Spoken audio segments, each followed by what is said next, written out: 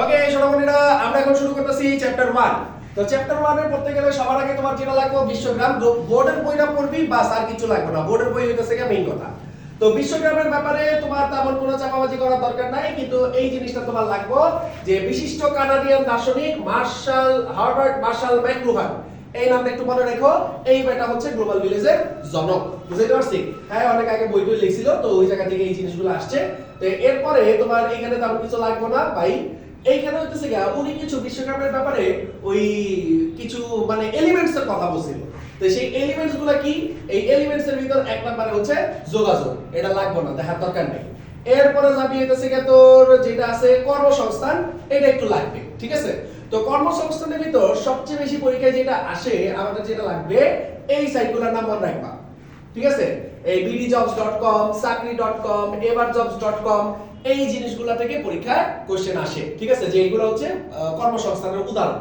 আরেকটা জিনিস আছে, এই যে আউটসোর্সিং কাকে বলে, ঠিক আছে? এইটা একটু এখান থেকে পড়া ভালো হবে যে ভাই আউটসোর্সিং কাকে বলে, এটা লাগবে। আরেকটু নিচে যদি যাও তাহলে দেখবা, এখানে দেখবা এই যে স্ব উদ্যোগের কাজ, এটাকে বলা হয় ফ্রিল্যান্সিং, এটা একটু পড়বা।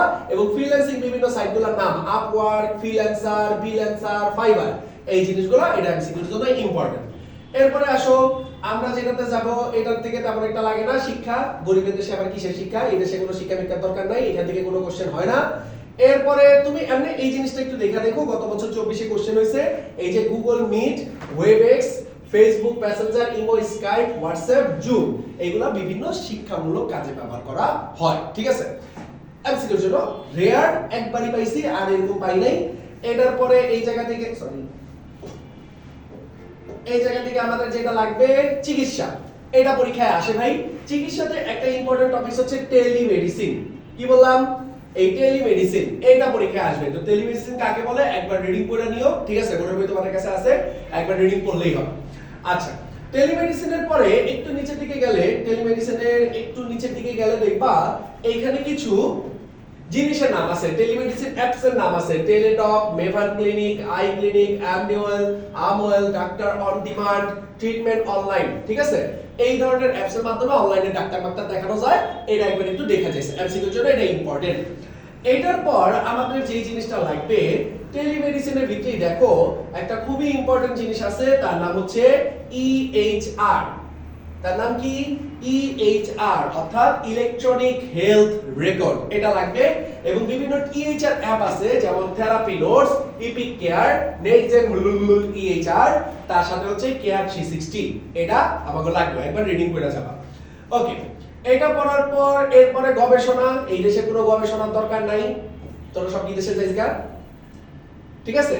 এরপরে যেটা আছে অফিস, এই দেশে অফিস থেকে তেমন কোনো কোশ্চেন তেমন একটা আসে না, এমসিকিউ তে খুবই রেয়ার। তারপরে তুমি যদি দেখতে চাও এমসিকিউর জন্য এটা দেখতে পারো যে ভাই গুগল ড্রাইভ লাগে, অফিস 360, গুগল ডক্স, ঠিক আছে? এই টাইপের জিনিসগুলো লাগে। আর এই মিথস্ক্রিয়া, ব্যবস্থাপনার মিথস্ক্রিয়া, এটা একবার একটু পড়া যায়, ঠিক আছে? আচ্ছা, এটা যদি হয়ে যায়, এরপর যেটা আছে তার নাম হচ্ছে বাসস্থান।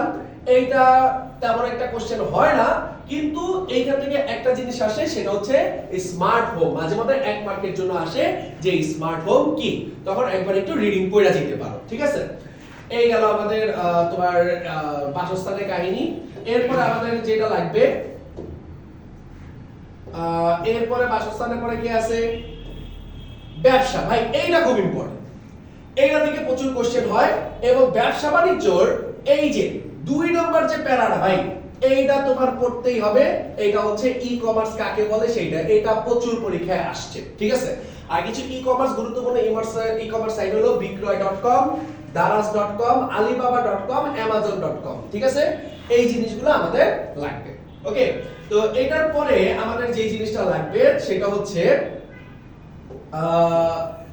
আমাদের এই ফুল ফর্মটা একটু পরীক্ষায় আসে, ইএফটি, এটা একটু দেখে রাখো, ইলেকট্রনিক ফান্ড ট্রান্সফার, এটা আমাদের লাগবে। ইএফটি পুনরূপ কি? Electronic fund transfer. আচ্ছা, এটার পর আমাদের যেটা লাগবে সেটা হচ্ছে এখানে একটু ওই যে তোমার বিভিন্ন হাবিজাবি কথাবার্তা আছে, একবার রিডিং করে যাও, সুবিধা অসুবিধা টাইপের, এটা একবার দেখে যেতে পারো। সংবাদ তেমন একটা দরকার নাই, কিন্তু সংবাদের ক্ষেত্রে এই নামগুলো মনে রাখতে পারো, AP, Reuters, BBC, CNN, Al Jazeera, এগুলো হচ্ছে নামকরা কিছু সংবাদ মাধ্যম। এটাও তেমন একটা দরকার নাই, তেমন একটা পরীক্ষায় আসে না। আচ্ছা, এরপরে আমাদের যেটা লাগবে সেটা হচ্ছে বিনোদন ও সামাজিক যোগাযোগ। বুঝতেই পারতেছো, ফেসবুক, ইনস্টাগ্রাম এগুলোর ব্যাপারে কথাবার্তা বলছে, এগুলো একবার রিডিং করিস, এগুলো রেয়ার, এগুলি থেকে তেমন কোনো কোশ্চেন আমি দেখিই নেই। সাংস্কৃতিক বিনিময়, ওই যে এখন বাংলাদেশের মেয়েরা কোরিয়ান কে পপের জন্য রাত মানে কাটাকাটি করে, ওইটার কথাই বলা হয়েছে। তো এটা দিয়েও তেমন একটা কথাবার্তা বলার দরকার নেই, এইটাও তেমন একটা পরীক্ষায় আসে না। কিন্তু ভাই, এই যে ভার্চুয়াল রিয়েলিটি, এইটার পাশে লেখা কুত্তা কুত্তা ইম্পর্টেন্ট, কেকেআই, এইটা থেকে পরীক্ষায় কোশ্চেন আসবে। একবার রিডিং মিডিং করতে পারো, এবং এই ত্রিমাত্রিক পরিবেশ, এইটা নিয়ে সবচেয়ে বেশি কথাবার্তা হয়। কি পরিবেশ? ত্রিমাত্রিক পরিবেশ, মনে রাখা যাবে। আচ্ছা, এরপরে এই জায়গার এই যে ভাই, এই প্যারাটা খুবই খুবই ইম্পর্টেন্ট। সেটা হচ্ছে ভার্চুয়াল রিয়েলিটি পরিবেশের জন্য শক্তিশালী কম্পিউটারে গ্রাফিক্সের গ্রাফিক্স ব্যবহার করা হয়। সাধারণত গ্রাফিক্স আর ভার্চুয়াল জগতে গ্রাফিক্সের মধ্যে তফাৎ হলো এখানে শব্দ এবং স্পর্শকেও যথেষ্ট গুরুত্ব দেওয়া হয়। ব্যবহারকারী যা দেখে এবং স্পর্শ করে তা বাস্তবের কাছাকাছি বোঝানোর জন্য বিশেষভাবে তৈরি চশমা বা হেলমেট, এটাই আমাদের দরকার। এই হেলমেট যে ব্যবহার করে, এইটাকে বলা হয় হেড মাউন্টেড ডিসপ্লে। তা আমাদের আসে এইচএমডি এর পূর্ণরূপ কি? 23 এ বলো, 24 এ বলো, প্রচুর এমসিকিউতে আসছে। এইচএমডি এর পূর্ণরূপ হচ্ছে হেড মাউন্টেড ডিসপ্লে, এটা পরীক্ষা লাগবে। আর এই টেলিপ্রেজেন্সটা দেখে যাবা যে টেলিপ্রেজেন্স কাকে বলা হয়, এটাও পরীক্ষায় প্রচুর লাগবে। বুঝতে পারছি? আর প্রত্যায়িত জীবনে ভাই ভার্চুয়াল রিয়েলিটির প্রভাব, এইটা মোটামুটি মনে করো গ অথবা ঘতে পাবা, 3 অথবা 4 মার্কসের জন্য পাবা। এটা ভাই কি তেমন কিছু, এই যে বিনোদনের ক্ষেত্রে এটা হচ্ছে ওই যে টকি ফার্নওয়াল্ডের জন্য যে আকামগুলা করস, যানবাহন চালানো প্রশিক্ষণে এইটা খুব ইম্পর্টেন্ট, এটা পরীক্ষায় সবচেয়ে বেশি আসে। যে কৃত্রিম পরিবেশে গাড়ি চালানোর প্রশিক্ষণ গ্রহণ করছিল, তাহলে ওটা কি ছিল? ওটা হচ্ছে ভার্চুয়াল রিয়েলিটি ছিল। ঠিক আছে, এই যে প্রত্যেকটা জিনিস আছে ভার্চুয়াল রিয়েলিটির তোমার প্রত্যায়িত জীবনের প্রভাব, যানবাহনের ক্ষেত্রে, শিক্ষা ও গবেষণায়, চিকিৎসা ক্ষেত্রে, সামরিক প্রশিক্ষণে, ঠিক আছে, তারপরে ব্যবসা বাণিজ্যে, একটাও মিস দিতে পারবে না। আর এই জিনিসটা ভাই একটু মনোযোগ দিয়ে পড়ি, সেখান থেকে ভাই লাগবেই। সেটা হচ্ছে ভার্চুয়াল রিয়েলিটির সুবিধা আর কি অসুবিধা, এই জিনিসটা একবার রিডিং করলেই হবে। আচ্ছা, তথ্য প্রযুক্তি, সার্বজনিক প্রবণতা, এখান থেকে মনে করো যেমন এআই, আর্টিফিশিয়াল ইন্টেলিজেন্স, এটা লাগবে। ঠিক আছে, এই আর্টিফিশিয়াল ইন্টেলিজেন্সের জনককে, এটা আমাদের এখানে দেওয়া নাই, কিন্তু এটা মনে হয় একটা বোর্ডে আসছে, আমি সেটা ভুলে গেছি। আচ্ছা, এটা একটু দেখিস। ওকে, তো আর্টিফিশিয়াল ইন্টেলিজেন্সটা লাগবে। আর আর্টিফিশিয়াল ইন্টেলিজেন্সের এটা পুরোটাই রিডিং করে যাবা। এই জিনিসটা মাস্ট। এই প্রয়োগের ক্ষেত্রে সাধারণত C, C plus plus, Java, MATLAB, Python, Prolog, লিপস, সিলিপস, আর ঠিক আছে, এই যে প্রোলগের ব্যাপারটা, এইটা পরীক্ষায় সবচেয়ে বেশি আসে, প্রোলগ আর হচ্ছে কি পাইথন। আর মজার কথা হচ্ছে চ্যাপ্টার 5 এ আবার একটা কোশ্চেন আসে, মেশিন লার্নিং অ্যাপ্লিকেশন তৈরিতে কোনটা ব্যবহার করা হয়? ওটার উত্তর হচ্ছে পাইথন। মানে চ্যাপ্টার 5 এও এটা ঢুকাই দিতে পারবে, চ্যাপ্টার 1 থেকেও এটা ঢুকাই দিতে পারবে। সো এই জিনিসটা একটু মনে রাখতে হবে যে এআই এর জন্য কোন কোন ভাষাগুলো ব্যবহার করা হয়, এবং এটা খুবই ইম্পর্টেন্ট। এই লাইনটা কোনোভাবেই মিস দেওয়া যাবে না, একদম ঠাড়া মুখস্থ করে নাও যে কোনগুলো লাগবে। ঠিক আছে, এই এইটা পড়া যেও, এই লাগবে, ইম্পর্টেন্ট। আচ্ছা, এটার পর রোবোটিক্স, এটাও পরীক্ষায় প্রচুর লাগে। আচ্ছা, এখন রোবোটিক্স এর দিকে কি পড়বা ভাই? এইখানে হচ্ছে তোমার রোবোটিক্স কাকে বলে সেই সংজ্ঞাটা দেওয়া হয়েছে। ঠিক আছে, আবার অ্যাকচুয়েটরের একটা কথা আছে। ঠিক আছে, অ্যাকচুয়েটর এখানে লেখা ছিল। আচ্ছা, এখানে অ্যাকচুয়েটরের কথাটা নাই, ওইটা লাগবে। তবে এইটা ভাই লাগবেই, রোবট গঠনে তিনটি সুনির্দিষ্ট বিশেষত্ব রয়েছে, এটা লাগবেই। প্রথমটা কি? একটি রোবট যে নির্দিষ্ট কাজ করার জন্য তৈরি করা হয় তার উপর নির্ভর করে একটি বিশেষ যান্ত্রিক গঠন হয়ে থাকে। তারপরে যেটা বলছে 2 নাম্বারটা, সেটা দেখো, সেটা হচ্ছে রোবটের যান্ত্রিক কাজ করার জন্য বিদ্যুৎ ব্যবহারের ব্যবস্থা থাকতে হবে, আর রোবটকে কম্পিউটার প্রোগ্রামিং দ্বারা নিয়ন্ত্রণ করা যাবে। বুঝতে পারছি? এই রোবটের গঠনের জন্য 3টা বৈশিষ্ট্য এটা লাগবেই। তারপরে আসো এই রোবটের ব্যবহার, প্রত্যেকটা ব্যবহার ইম্পর্টেন্ট, প্রত্যেকটা ব্যবহার ভালোভাবে করে যাবে। বিপজ্জনক কাজে, শিল্প কারখানায়, সূক্ষ্ম কাজে, চিকিৎসা ক্ষেত্রে, সামরিক ক্ষেত্রে, শিক্ষা ও বিনোদনে, নিরাপত্তা ও পর্যবেক্ষণে, মহাকাশ গবেষণা, ঘরোয়া কাজে, প্রত্যেকটা একবার করে রিডিং করে যাবে। আরেকটা মজার কথা বলি, এই যে তোমাদের যে মোটা মোটা বইগুলো আছে, ওইখান থেকে চ্যাপ্টার 1 পড়তে যাও না, কারণ বোর্ডের পরীক্ষায় তুমি দেখবা যত এমসিকিউ আছে সব এগুলোর ভিতর থেকে আসছে। ওই মোটা বই থেকে তেমন একটা লাগবে না, মোটা বই অনেক বেশি কথা বলা, এত কথা বলার দরকার নেই। তুমি জাস্ট এখানে যা আছে একবার করে রিডিং পড়ে যাবা। ক্রায়োসার্জারি আরেকটা গুপ্তা ইম্পর্টেন্ট টপিকস কেকেআই, এটা পরীক্ষায় প্রচুর লাগবে। এখন এইখানে এই যে দেখো ক্রায়োসার্জারি কাকে বলে, এই যে কৌশলটাই হলো ক্রায়োসার্জারি, একবার রিডিং পড়ে নিও, ঠিক আছে। আর এই ক্রায়োপ্রব -41 ডিগ্রি থেকে -196 ডিগ্রি, এগুলি ইম্পর্টেন্ট। -20 ডিগ্রি সেন্টিগ্রেড, এটাও দেখতে হবে, ঠিক আছে। এই জিনিসগুলো ইম্পর্টেন্ট, একবার রিডিং পড়বে, এটা লাগবেই, এটার কোনো উপায় নেই।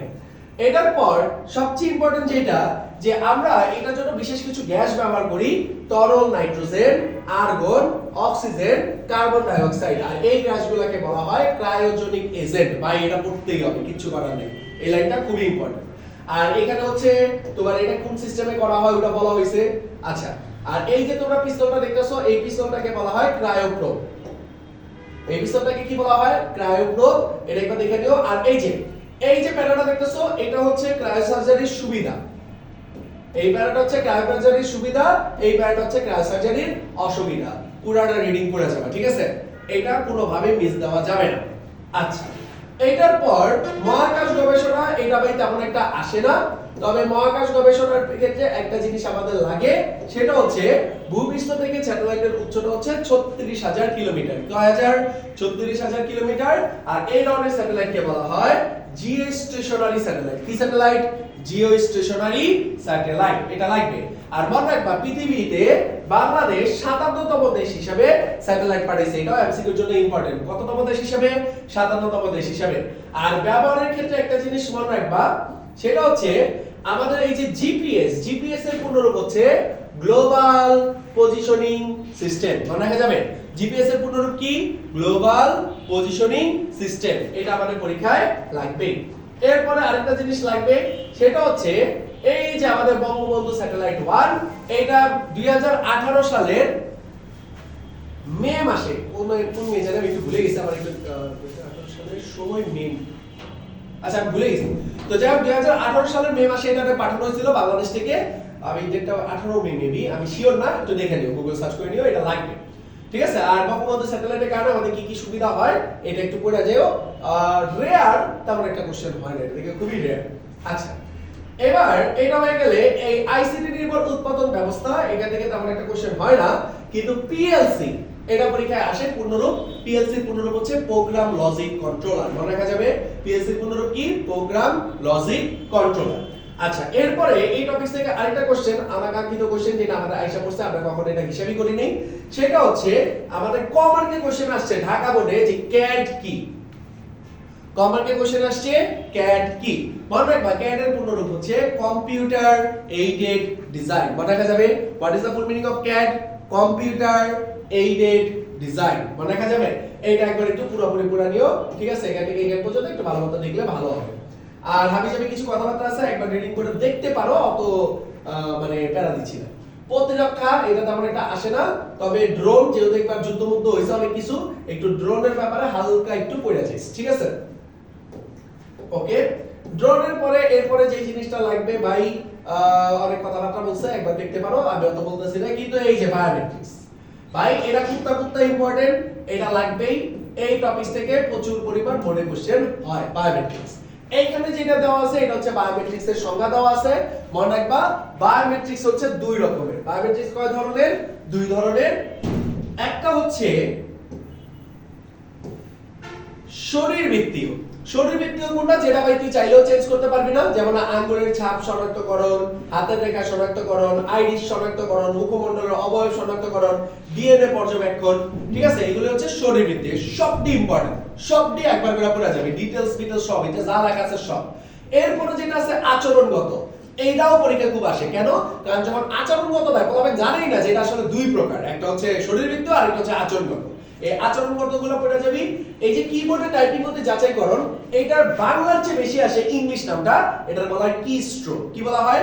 কি স্ট্রোক। এটার ইংলিশ নামটা বেশি জনপ্রিয়, কি স্ট্রোকটা পরীক্ষায় বেশি আসে, বুঝতে পারছিস? হাতে করা স্বাক্ষর যাচাইকরণ, এটা তো তোমরা জানো, সেটা নিয়ে নতুন কিছু বলার নেই। তারপরে যেটা আছে সেটা হচ্ছে তোর কই জানি কণ্ঠস্বর যাচাইকরণ, এটি বুঝছস। আর বায়োমেট্রিক্স বাই প্রযুক্তি ব্যবহারের ক্ষেত্রসমূহ, এটা একদম ভালো মতো পড়ে নিস, ঠিক আছে। এটা কোন কোন জায়গায় প্রয়োগ করা হয়। এইটার পর ভাই এই যে আরেকটা কুত্তা কুত্তা ইম্পর্টেন্ট টপিকস, কোশ্চেন যদি হার্ড করে তাহলে স্যাররা এটা দিয়া দেয়, কারণ এটা বলা পারে না। বায়ো ইনফরমেটিক্স ভাই এইটার কোনো ইয়া নাই, এটা তো লাগবেই, ঠিক আছে? এরা পুরা যাইতেই হবে। তুই যদি মানে ভালো মতো রিডিং করবি, তবে যদি ভালো মতো বুঝতে চাস, আমি সহজ হিসাব বুঝাই। এই চারটা সাবজেক্টের সমন্বয়ে বায়ো ইনফরমেটিক্স গঠিত। এই চারটা সাবজেক্ট একদম মানে তুই স্যার বলার আগে যেন মুখের উপরে বলে দিতে পারো যে এই আণবিক জীববিদ্যা, মেডিসিন, ডাটাবেজ, প্রোগ্রাম ও গণিত পরিসংখ্যানের সাহায্যে এটাকে তৈরি করা হয়েছে, ব্লা ব্লা ব্লা। মানে এই কথাটা, এই চারটা সাবজেক্টের নাম থাকতেই হবে, লিখতেই হবে। আর এইটার পর আরেকটা জিনিস যেটা রাখবি, এই যে দেখতেছস ভাই, এইটা হচ্ছে এমসিকিউর একদম মাস্টার মাইন্ড। মানে এইখানে এত এমসিকিউ আছে, কম করা হলো 50টা এমসিকিউ, মানে বেশি বলেছি 20টা এমসিকিউ বানানো যায় খালি এই টপিক থেকে, ঠিক আছে? মানে এইখানে এমসিকিউ তো লাগবেই, মানে এইটার কোনো বিকল্প নাই, বুঝাইতে পারছি? এই টপিকসটা এটা পড়তেই হবে, এটা এমসিকিউর একদম পুরো খুনি। এইটার পর আমাদের যে জিনিসটা লাগবে সেটা হচ্ছে জেনেটিক ইঞ্জিনিয়ারিং। এইটা একটা কুত্তা ইম্পর্টেন্ট টপিকস ভাই, এটা পরীক্ষায় প্রচুর আসে। আমি এখন এখান থেকে তোমরা এগুলি জানো, বায়োলজিতে পড়ছো। আমরা ওই মানবদেহে অনেক ক্রোমোজোম আছে, কিছু ইম্পর্টেন্ট টপিকস আছে। এই ডিএনএ এর পুনরূপ লাগবে, ডিঅক্সিরাইবোনিউক্লিক অ্যাসিড। মানবদেহে 20,000 থেকে 30,000 জিন আছে, এটা পড়ে আসছে। মানবদেহে কত জিন আছে? 20,000 থেকে 30,000 জিন আছে। আর এই ধরনের এক সেট জিনকে বলা হয় জিনোম, ঠিক আছে? এই জিনোম সিকোয়েন্স নিয়ে কথাবার্তা বলছে, যে জিনোম সিকোয়েন্স বোঝায়, জিনোম সিকোয়েন্স বলে, একবার পড়ে নিবি, এটা খুবই ইম্পর্টেন্ট। আচ্ছা, আর আরডিএনএ টা লাগবে, রিকম্বিনেন্ট ডিএনএ। আরডিএনএ পুনরূপ হচ্ছে রিকম্বিনেন্ট ডিএনএ। আর জিএমও ভাই, এটা তো বোর্ডে আয়া করছে, genetically modified organism. What is the full meaning of GMO? Genetically modified organism. এটাও পরীক্ষায় খুব লাগবে। এরপরে আমাদের যে জিনিসটা আছে এখানে হচ্ছে সেটা জেনেটিক ইঞ্জিনিয়ারিং এর ব্যবহার ও প্রয়োজনীয়তা, ভাই কিচ্ছু করার নাই, এটা পড়তে হবে। এই প্যারাটা ইম্পর্টেন্ট। কেমনে ইকোলি ব্যাকটেরিয়া দিয়া আমরা হচ্ছে কি তোমার মানবদেহের ইনসুলিন তৈরি করছি, হরমোন বৃদ্ধি করছি, বামনত্ব, ভাইরাস জনিত রোগ, ক্যান্সার, এইডস এর চিকিৎসা বাই করে ফেলেছি, একবার রিডিং করবা। মানে প্রত্যেকটা টপিকস ইম্পর্টেন্ট, কিন্তু কিছু টপিক বেশি ইম্পর্টেন্ট। তার ভিতরে এই যে আমাদের বাংলাদেশের একজন গর্ব, ডাক্তার মাকসুদুল আলম, বিজ্ঞানী জনাব মাকসুদুল আলমের নেতৃত্বে পাটের জিনোম সিকোয়েন্স আমরা আবিষ্কার করছি। কিসের? পাটের জিনোম সিকোয়েন্স আমরা আবিষ্কার করছি। আবার এই যে বিশেষত মাগুর তেলাপিয়া এগুলি বৃদ্ধির জন্য ইয়া করা হয়, মানে একবার পুরাটা রিডিং করবা। আর এটা হচ্ছে অসুবিধা, ঠিক আছে? এই অসুবিধাটাও পড়তে হবে, কারণ প্রত্যেকটা জিনিস সুবিধা যেমন জানবা, অসুবিধাও জানবা। ন্যানোটেক ভাই, এইটা একটা ইম্পর্টেন্ট টপিকস, এটা পরীক্ষায় প্রচুর আসে, এটাও কুত্তা ইম্পর্টেন্ট। এখন ন্যানোটেকনোলজি কি? 10 to the power minus 9 metre কে, মানে মনে রাখবা 1 ন্যানোমিটার সমান সমান 10 to the power minus 9 metre. এটা আমাদের পরীক্ষায় আসে। আর এইটাকে বলা হয়, আর ন্যানো টেকনোলজির ইয়াটা হচ্ছে 1 থেকে 100 ন্যানোমিটারের ভিতরে যে কোনো কিছু তৈরি করাকে কি বলা হয়? Nano technology. বুঝাইতে পারছি? এটা মনে রাখতে হবে, কিন্তু 1 থেকে 100 ন্যানোমিটারের ভিতরে যেটা হবে, এটা একবার রিডিং করবা। মনে রাখবা ন্যানোটেক আবার দুই প্রকার। এর একটি ন্যানোটেকের ব্যাপারে টুকটাক তোমাকে হালকা ইয়া করছে। তো ন্যানোটেক হচ্ছে দুই প্রকার। একটা হচ্ছে ক্ষুদ্র থেকে বৃহৎ, এটাকে বলা হয় বটম আপ। আরেকটা হচ্ছে বৃহৎ থেকে ক্ষুদ্র, যেটাকে বলা হয় টপ ডাউন। এটা আমাদের প্রচুর লাগবে। এটার পর আমাদের যে জিনিসটা লাগবে সেটা হচ্ছে ন্যানো টেকনোলজির ব্যবহার। প্রত্যেকটা ব্যবহার ইম্পর্টেন্ট। ওই যে ওই টপিকসটা যেমন 20টা এমসিকিউ বানানো যায়, এই টপিকস থেকে এরকম 20টা এমসিকিউ বানানো যায়। মানে এইটা লাগবে, এটা কোনোভাবেই স্কিপ করা যাবে না। প্রত্যেকটা টপিকস পারলে খারাপ বুঝতে পেরে যায়, ঠিক আছে? সিকিউ তো আসুক আর এমসিকিউ তো আসুক, এমসিকিউ তো আইবই, সিকিউ তো আইবই। এটা খুবই ইম্পর্টেন্ট টপিকস, এটা কোনোভাবেই মিস দেওয়া যাবে না। তো ন্যানো টেকনোলজির ব্যবহারটা পড়ার পর এবার আসো তথ্যপ্রযুক্তির নৈতিকতা। নৈতিকতা নিয়ে তেমন কোনো কথা নেই, বাংলাদেশের মানুষের এটা নাই, ঠিক আছে? মনে রাখবা 1992 সালের 10টি, কয়টি? 10টি, এটা বোর্ডে আসছে, 10টি সুনির্দিষ্ট নির্দেশনা দেওয়া হয়েছে। আচ্ছা, এই নির্দেশনাটা একবার ভালো করে মনোযোগ দিয়ে পড়বা। আর এইখানে হচ্ছে কি তোমার হ্যাকিং কাকে বলে, ফিশিং স্প্যামিং, এই ডেটাটা মানে এটা আসে না। হ্যাকিং কাকে বলে এটা আসে, সফটওয়্যার পাইরেসি তেমন এটা আসে না। প্লেজিয়ারিজম ভাই, এটা কুত্তা ইম্পর্টেন্ট, এটা 1 অথবা 2% জন্য এটা আসেই। আর তোমরা জানো কিনা জানি না, তোমাদের বোর্ডের বই কিন্তু চেঞ্জ হয়েছে। নতুন যে বোর্ডের বইটা আসছে ওখানে ক্রায়োন সার্জারি টপিকসটা বাদ দিয়ে দিয়েছে, বাদ দিয়ে প্লেজিয়ারিজম টপিকসটারে ইচ্ছা মতো করছে, মানে এইটারে পুরো 2-3 পেজ বড় করছে। বুঝাইতে পারছি? সো এটা ইম্পর্টেন্ট, এটা একটু পড়ে যাও। এটা কমার্স অথবা কমার্সের কোশ্চেনে তোমরা পেয়ে যাবে, ঠিক আছে? এরপরে আরো কিছু আছে, যেমন সাইবার আইন এগুলি নিয়ে তেমন একটা কথাবার্তা হয় না, আমরা কখনো কোনো কোশ্চেন পাই নাই, ঠিক আছে। তারপরে এটা কি লিখছে, এইগুলি তেমন একটা মনে করো ইয়া না, এইগুলি নিয়ে তেমন কোনো কথাবার্তা নাই। ওই টপিকস পর্যন্ত পড়লেই মোটামুটি তোমার চ্যাপ্টার 1 শেষ, ঠিক আছে। তো চ্যাপ্টার 1 এর যে টপিকসগুলো বললাম একটাও মিস করবে না, আগে এগুলি রিডিং পড়ো। রিডিং পড়ার পর তারপর তোরা আমার ওই যে 80 টাকা যে শীটটা আছে ওই শীটটা হচ্ছে গিয়ে সলভ কর, ওইখানকার এমসিকিউ গুলো সলভ কর, এরপর তুই বোর্ডের কোশ্চেন যা সলভ করতে যা, তুই যদি না পারোস আইসা আমার বলিস, ঠিক আছে। Okay, best of luck, over and out.